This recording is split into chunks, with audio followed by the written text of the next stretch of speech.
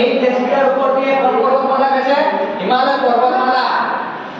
আর এইখানে কিন্তু দুটো পাতের যে সংঘর্ষ হয়েছে বললি, ভূমিকম্পের সবচেয়ে বড় কারণ কি না পাতের সঞ্চালন, মানে কি দুটো পাতে যখন ধাক্কা লাগে, দুটো পাতে যখন ধাক্কা লাগে, এই দিকের পাতটার নাম হচ্ছে ইউরেশিয়া পাত, আর এদিকের নাম, এদিকে নিচের দিকের নাম হচ্ছে ভারতীয় পাত।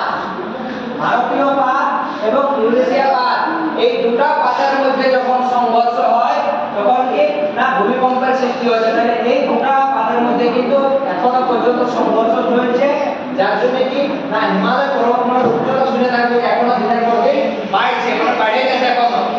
হিমালয় পর্বতমালা কি একটা নবীনতম ভঙ্গির পর্বত, ভঙ্গির পর্বত নাম শুনেছিস তো? হ্যাঁ, ভাঁজ হয়ে যে পর্বতমালা সৃষ্টি হয়, কিসের পরে সৃষ্টি হয়? ভাঁজের পরে। তাহলে হিমালয় পর্বতমালা গঠনের পেছনে কোন দুটো পাতের সবচেয়ে বড় ভূমিকা রয়েছে? ইউরেশিয়া পাত আর কি ভারতীয় পাত। কি কি পাতের নাম বলে বলবো? ইউরেশিয়া পাত আর ভারতীয় পাত।